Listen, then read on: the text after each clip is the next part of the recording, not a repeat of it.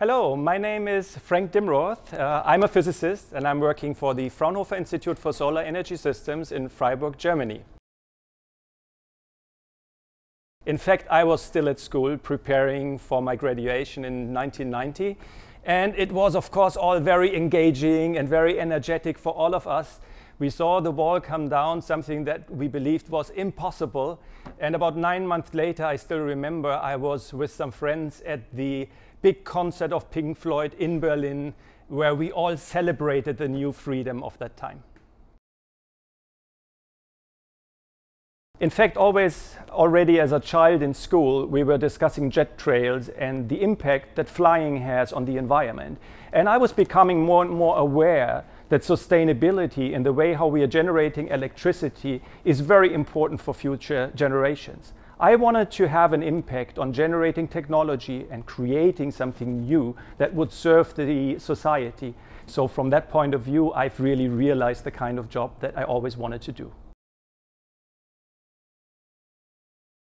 And what we are doing is photovoltaic energy conversion. We are converting sunlight into electricity. Now, up to now, this was limited by silicon photovoltaic cells to a conversion efficiency of around 29%. What is the challenge your project addresses is to really overcome this limitation so we can generate more electricity from the same module area. Starting from a typical solar cell like this, today we produce tandem solar cells that are much smaller, but we are trying to develop this technology further so that we can compete with today's technology and at the same time achieve a much higher conversion efficiency of sunlight into electric power. Now, as I mentioned, single junction solar cells only use one single material, which today is silicon. What we are trying to do is to use several materials which match much better to the different wavelengths in the solar spectrum. We call these tandem solar cells or multi-junction solar cells. And the materials which we are adding to the silicon are, for example, 3,5 compounds. An example would be gallium arsenide. And very new material where a lot of people are performing research today is the so-called perovskites. Both of these material systems have shown that we can very significantly increase conversion efficiency by combining these new materials with the conventional silicon used in today's photovoltaics.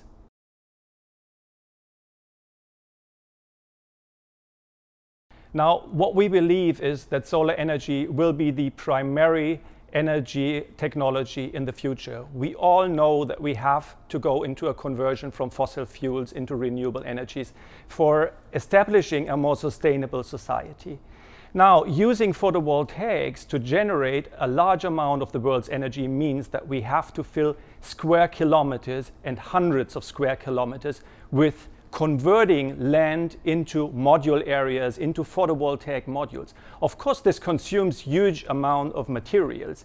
Increasing the efficiency of photovoltaic energy conversion, therefore, is a very important task for the researchers today to ensure that we can minimize the amount of module area, the amount of material that has to be converted into a photovoltaic system.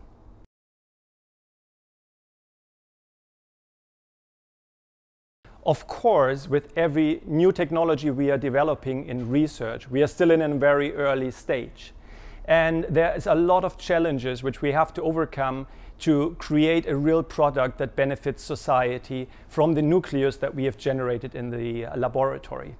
Which part of your research keeps you lying awake at night? So maybe this is exactly what keeps me awake at night, to think about what are the next steps needed to bring this technology from the lab status into something that has commercial value, that we can generate on square kilometers of area, and to see how this can be manufacturable at a cost that is acceptable to society.